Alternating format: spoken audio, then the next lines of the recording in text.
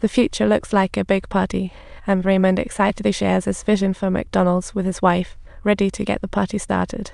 He confidently says, "I'll put all eggs in McDonald's basket." His wife softly says, "Our home's already cozy." Year after year, Raymond rarely returns home, and his wife asks, "When will this end?" At this age, they should be enjoying life instead of buzzing around like headless chickens.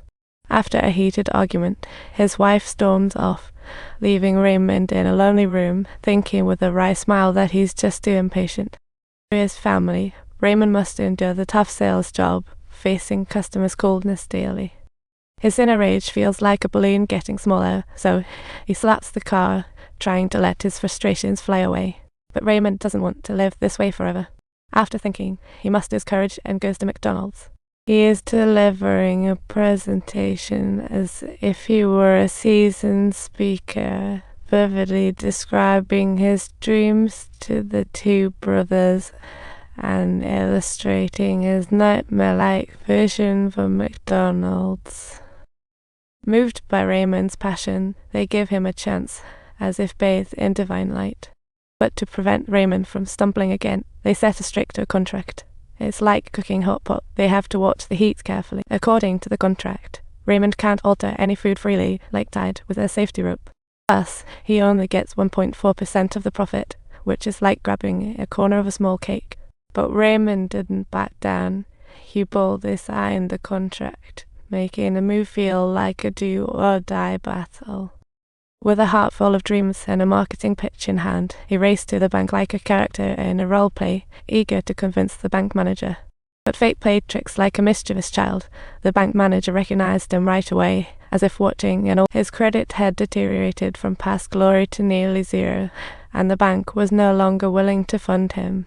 Raymond didn't give up. He decided to use his newly bought house as collateral, hoping for some startup funds, like waiting for a loan. But as he started walking, new troubles popped up, like stepping on a landmine, and his mood shattered instantly.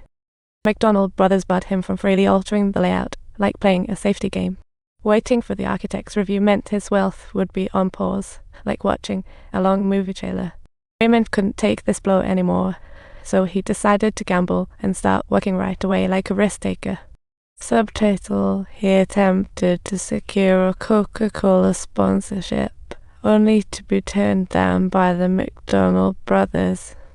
It was like explosives coming into contact with sparks, and his rage reached its boiling point. Ever since the contract was signed, it felt like fate tripped him, with every attempt hitting an invisible wall. Subtitles: He picked up the phone once more, preparing for a final debate with Dick, in the hope of finding the key to resolving the problems. But indifference on the land shattered his hopes like a glass ball hitting the floor. Despite challenges, Raymond's resilience enabled his new restaurant's grand opening, like a butterfly emerging. He meticulously managed every detail like the McDonald brothers, ensuring everything felt like a perfect stage performance. In the busy kitchen, one employee was intently frying patties, clearly unaware he would someday become the chairman.